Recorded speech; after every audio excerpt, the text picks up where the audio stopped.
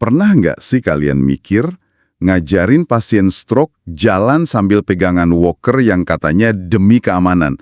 Itu justru secara neurologis malah ngelatih otak mereka buat lebih gampang jatuh pas di rumah?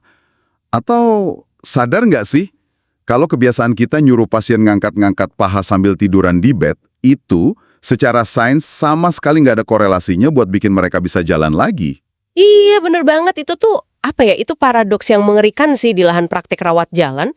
Kita pikir kita lagi nerapi, kita lagi ngamanin pasien. Padahal kalau kita bedah mekanisme neurologisnya nih, desain terapi yang terlalu main aman itu, ya itu justru yang ngehambat pemulihan sirkuit otak mereka. Gila, tamparan keras banget nih di awal. Tapi selamat datang kembali di Next Gen Physio. Bareng sama tagline kebanggaan kita, Movement Revolution.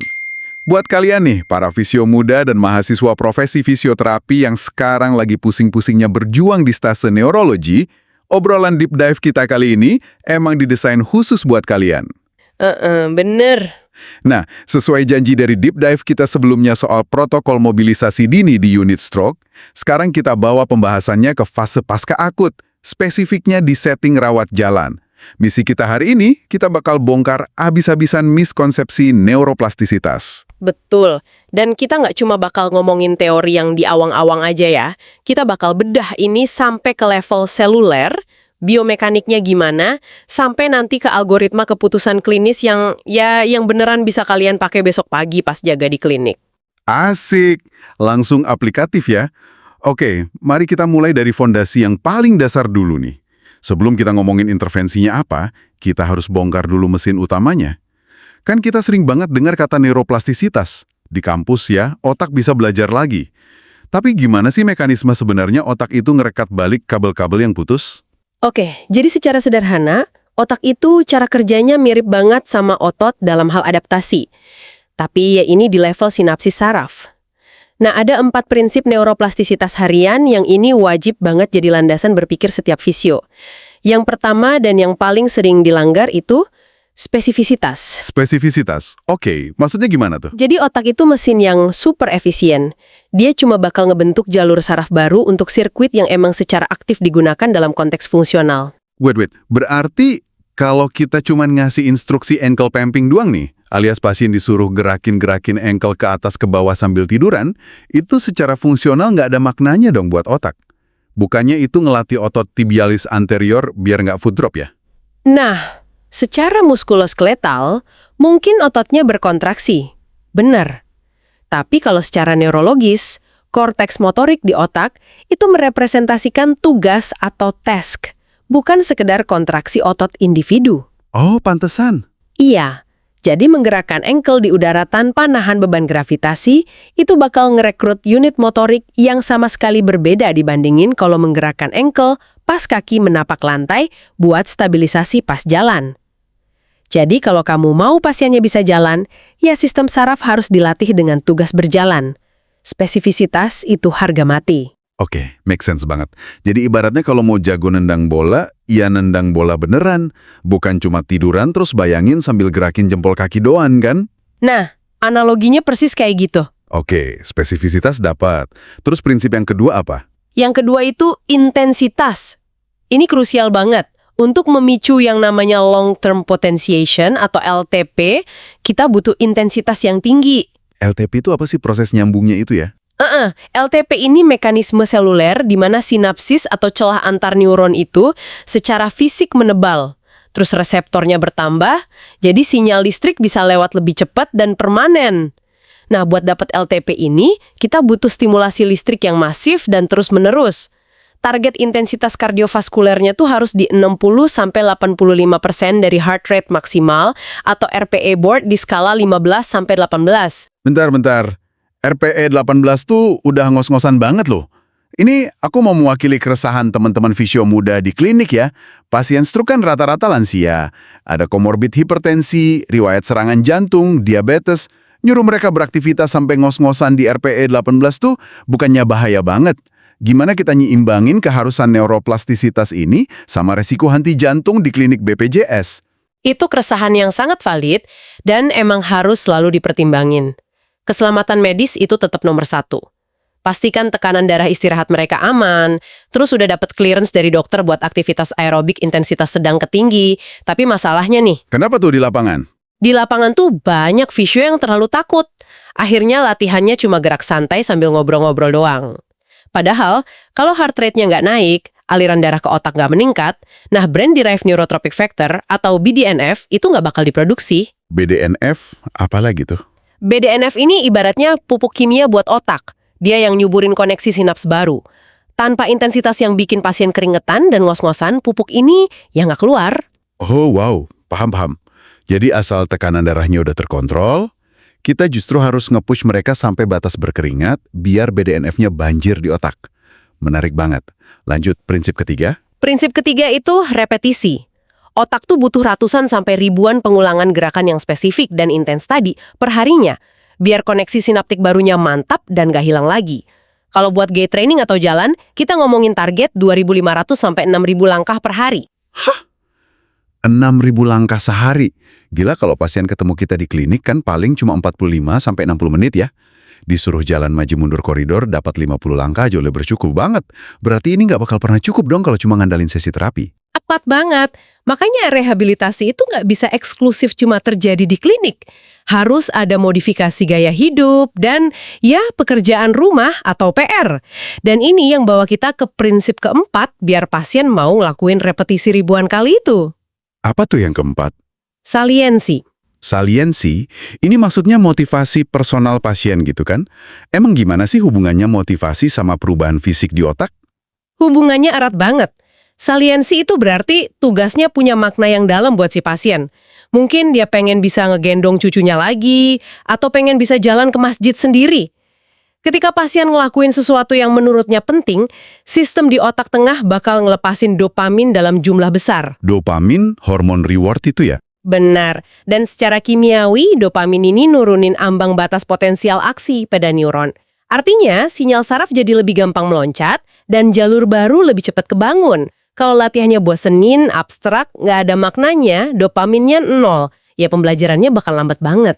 Gila sih, jadi dopamin itu ibarat pelumasnya neuroplastisitas ya. Oke, kita udah pegang 4 prinsip seluler nih. Spesifik, intens, repetitif, salient. Nah, kalau mesin pembelajarannya udah nyala, sekarang muncul dilema yang sering banget bikin fisio muda berantem sendiri di lahan. Wah, dilema yang mana nih? Itu loh, apakah kita harus ngejar recovery alias pemulihan normal 100%? Atau kita ajarin kompensasi aja pakai jalan pintas, biar yang penting pasien bisa aktivitas mandiri? Pengennya kan normal 100%, idealis gitu. Dilema antara neuroplastisitas restitutif atau recovery ngelawan adaptasi perilaku atau kompensasi. Seringkali fisio yang idealis tuh mati-matian ngejar recovery murni. Maksa tangan yang lumpuh buat gerak normal, nolak ngasih alat bantu. Tapi kita nggak bisa main tebak-tebakan terus egois gitu aja. Terus patokannya apa dong biar nggak egois? Kita harus pakai data objektif. Buat ekstremitas atas atau lengan, patokan emasnya adalah skor SAFE. Bentar, SAFE itu singkatan dari apa? SAFE kan? Dan kenapa harus pakai skor ini? Iya, SAFE itu singkatan dari Shoulder Abduction and Finger Extension. Jadi, kita nguji apa ada gerakan aktif buat abduksi bahu dan ekstensi jari tangan. Waktu evaluasinya itu di 72 jam pasca stroke. Kenapa harus pas di jam ke-72? Karena literatur nunjukin kalau integritas traktus kortikospinal itu jalur saraf utama dari otak ke sumsum tulang belakang udah bisa diprediksi kerusakannya di titik waktu ini. Ini tuh jendela emas pemulihan biologi spontan. Berarti kalau pas kita cek di jam ke-72 nih, jari pasien bisa sedikit ekstensi, terus bahunya bisa abduksi dikit, itu artinya apa? Kalau skor total kekuatan otot mereka dijumlahin dan hasilnya lebih dari atau sama dengan 5, itu lampu hijau terang menderang. Prognosisnya sangat baik. Nah, disinilah idealisme kamu dibutuhkan. Kejar recovery habis-habisan, tunda dulu pengajaran kompensasi, dan langsung terapkan Constraint Induced Movement Therapy atau CMT. Oke, CMT. Ini kan konsepnya kita membatasi atau kasarnya ngiket tangan pasien yang sehat biar mereka terpaksa pakai tangan yang sakit kan? Secara teori emang kedengarannya agak kejam sih. Gimana sebenarnya cara membatasi tangan sehat ini bisa micu perubahan di otak? Pas lengan yang sehat diikat, kita tuh lagi nyegah fenomena yang namanya learned non-use, atau kebiasaan nggak make lengan. Pasien stroke kan sering ngerasa tangan yang lumpuh tuh berat, susah diatur.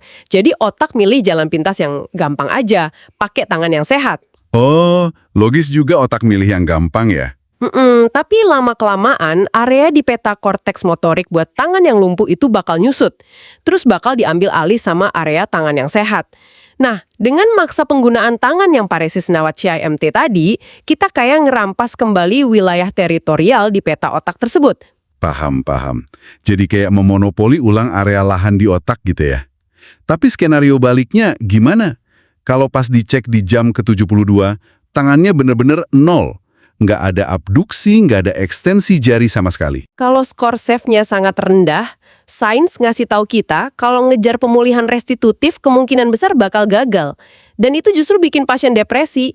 Di fase ini, peralihan ke pencegahan komplikasi dan kompensasi fungsional itu adalah keputusan klinis paling cerdas. Kompensasinya bentuknya gimana tuh? Fokus ke pencegahan kontraktur, edukasi range of motion atau ROM pasif, dan yang paling penting, proteksi bahu dari subluksasi.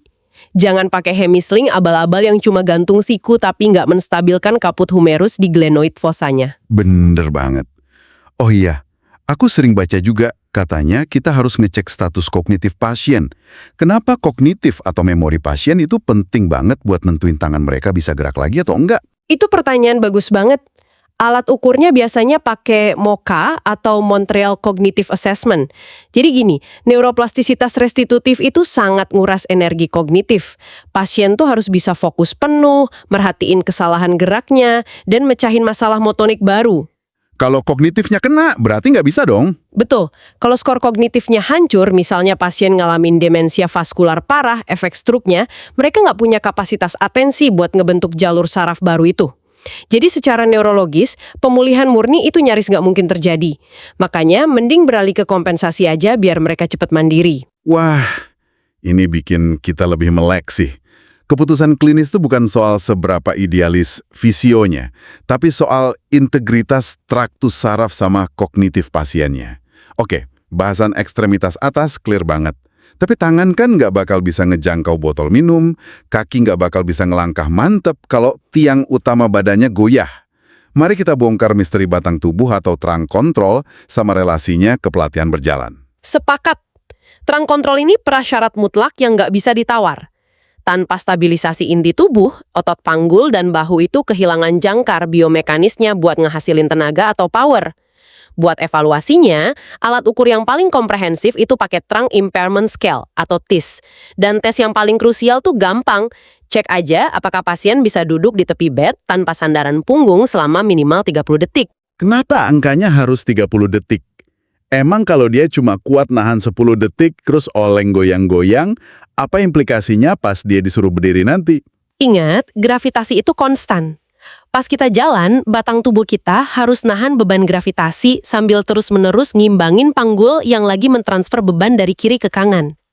30 detik itu indikator minimal kalau otot multifidus erector spina sama core anterior itu mampu ngelakuin kontraksi isometrik postural secara konsisten.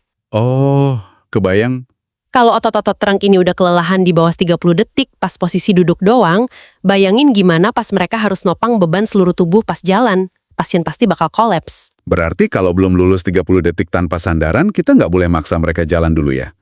Terus latihannya kayak gimana dong biar badannya kuat? Latih di posisi duduk tanpa sandaran tadi. Kasih intervensi reaching atau menjangkau objek di luar base of support mereka. Beri dorongan ringan yang terencana biar mereka merespon gangguan keseimbangan. Dan ini aturan kerasnya nih.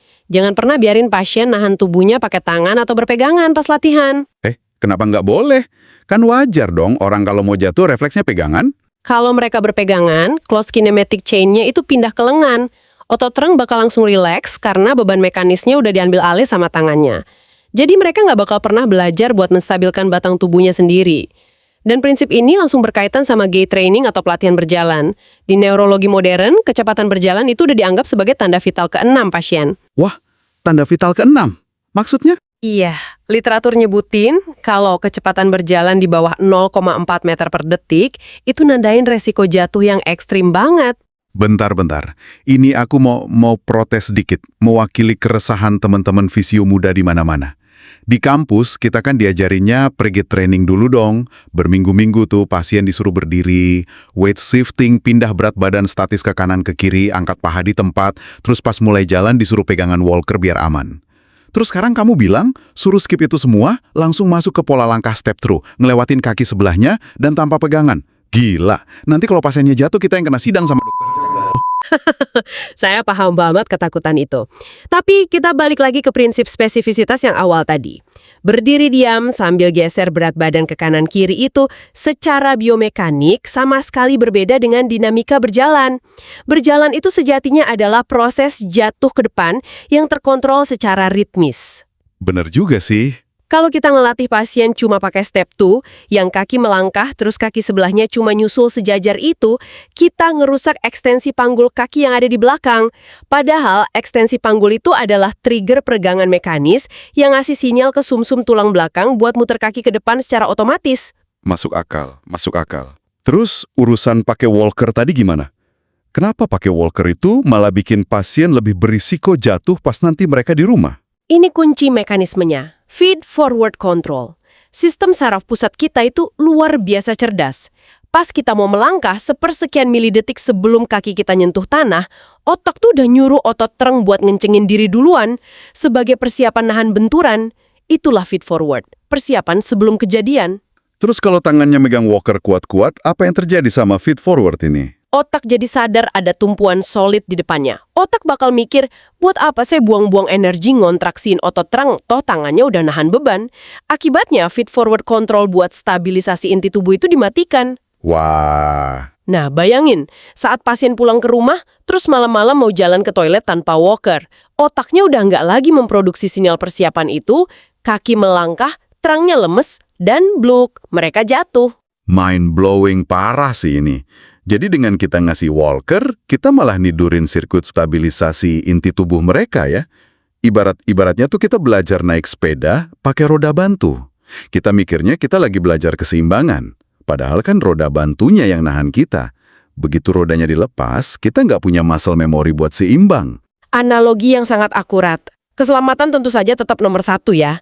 Pastikan kamu selalu ngelakuin guarding yang presisi. Gunakan gait belt atau sabuk keselamatan di pinggang pasien.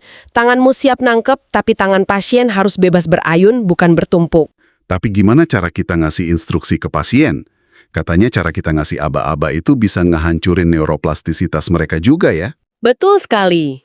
Visio tuh sering banget terjebak ngasih instruksi dengan fokus internal. Kayak, Pak, angkat lutut kanannya lebih tinggi, luruskan siku kirinya, kencangkan perutnya. Secara intuitif, kita mikir itu bikin mereka sadar sama posisi tubuhnya kan? Tapi riset motor learning ngebuktian sebaliknya. Coba jelasin mekanismenya. Kenapa fokus internal itu malah ngerusak gerakan? Pas kamu nyuruh pasien mikirin spesifik sudut sendinya, proses itu pakai korteks prefrontal secara intensif. Dan itu sangat konsumsi energi plus lambat banget. Fokus internal malah ganggu proses otomatisasi gerakan subkortikal yang ada di ganglia basalis dan otak kecil. Makanya kita seharusnya pakai fokus eksternal. Oh, ini tuh kayak pas kita lagi awal-awal belajar nyetir mobil manual nggak sih? Kalau instrukturnya di sebelah teriak terus-terusan, awas kopling, angkat dikit, jangan injak gas dulu, setirnya kepatahan. Kita kan malah panik. Otak overthinking merhatiin kaki sama tangan, ujung-ujungnya mesinnya malah mati mulu. Kita cuma butuh disuruh, itu loh, ikutin aja garis marka jalan yang lurus, dan otomatis badan kita nemu sendiri takaran kopling dan gas yang pas. Analogi yang brilian, itulah esensi fokus eksternal. Otak dibiarin nyari rute neuromuskular yang paling efisien buat mecahin sebuah masalah di lingkungan.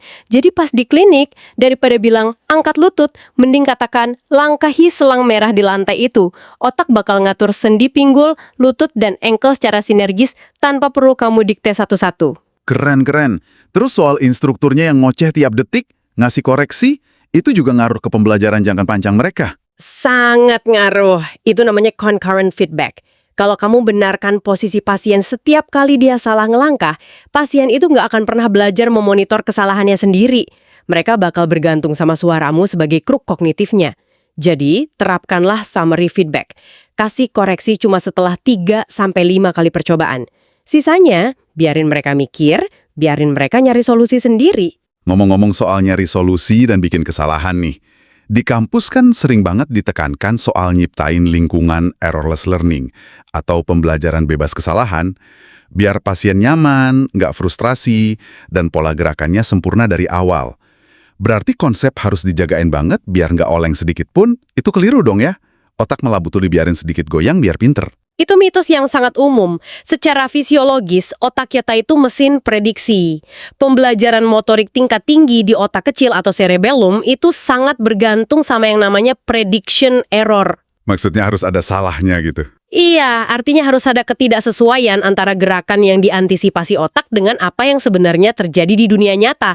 Kalau kamu terus-terusan megangin pasien sedemikian rupa sampai gerakannya selalu sempurna tanpa kesalahan sedikit pun, cerebellum itu nggak mendeteksi adanya error. Kalau nggak ada error, ya nggak ada penyesuaian sinaptik. Writing reaction atau refleks koreksi keseimbangan tubuh mereka nggak bakal pernah terbentuk. Karena mereka nggak pernah dibiarin hampir jatuh. Wah, berarti kita sebagai fisio harus berani let go ya. Tarik tangan kita sedikit, beri ruang buat mereka ngelakuin prediction error yang terkontrol. Tentunya selama kita tetap siap sedia nangkap mereka kalau benar-benar loss of balance. Oke, materinya sumpah berbobot dan masuk akal banget. Sekarang pertanyaannya, gimana cara kita ngebungkus semua filosofi yang rumit ini biar bisa diimplementasikan besok pagi pas kita jaga rawat jalan? Ya realitanya kita cuma punya waktu, katakanlah 60 menit per sesi di Poli BPJS. Semua ini tentang manajemen struktur sesi. Kita bisa bikin flowchart atau algoritma buat 60 menit itu. Gini, menit 0 sampai 5, pemanasan dinamis, pastiin detak jantung mulai naik. Terus 5 sampai 15, langsung masuk sirkuit terang. Jangan latihan di atas bed tidur, tapi posisi duduk tanpa sandaran, pakai objek yang salien, misal botol minum kesayangan pasien, buat latihan reaching. Oke, 15 menit pertama buat inti tubuh kelar. Habis itu? Menit 15 sampai 35, kita masuk sirkuit ekstremitas bawah. Di sini terapkan random practice atau latihan acak. Jangan suruh pasien jalan bolak-balik 50 langkah lurus. Acak tugasnya. Jalan maju, lewati rintangan 10 langkah, ganti jalan mundur, naik turun box kayu 3 kali, terus melangkah ke samping. Transisi antar tugas ini bakal maksa otak buat terus-menerus manggil ulang memori motoriknya. Menit 35-45, kita pindah ke lengan. Benar. Kalau skor save-nya tinggi, fokusin di tugas motorik halus pakai ekstremitas atas yang paresis, kayak ngambil koin atau nyusun cangkir. Terus menit 45-55, nah ini sisa waktu yang krusial banget. Gait training, jalan cepat, pakai pola step through, dan tanpa pegangan.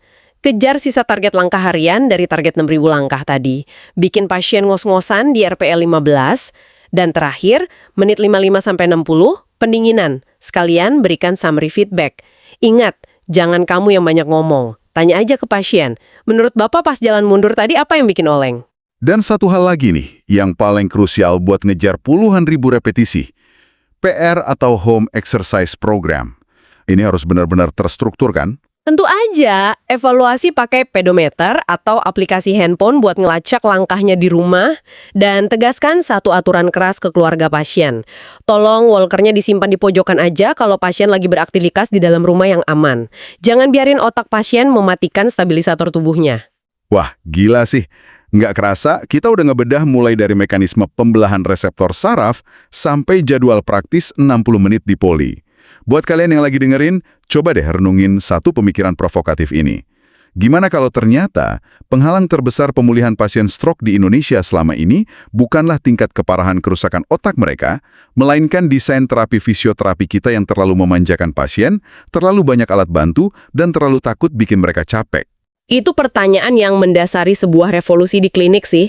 Keputusannya ada di tangan fisio muda buat mulai ngerubah standar perawatan kita. Tamparan yang benar-benar nyadarin kita semua. Terus, gimana nih menurut kalian? Coba angkat dan diskusiin topik berbobot ini bareng teman-teman sesama mahasiswa profesi dan tantang diskusi ini sama clinical educator atau CE kalian besok pagi di Lahan. Tulis di kolom komentar kalau ada algoritma atau kasus score safe yang masih bikin bingung. Jangan lupa tinggalkan like kalau diskusi ini sukses mengubah mindset kamu dan bagikan link deep dive ini ke grup WhatsApp angkatan profesi kalian biar kita semua melek sains bareng-bareng. Tetaplah kritis dan jangan pernah berhenti bertanya kenapa ya. Pastinya. Terima kasih udah gabung di Deep Dive kita kali ini dan terus upgrade kapasitasmu buat melayani pasien dengan jauh lebih baik. Teruslah bergerak, teruslah belajar, dan sampai jumpa di obrolan Next Gen Physio selanjutnya. Salam Movement Revolution.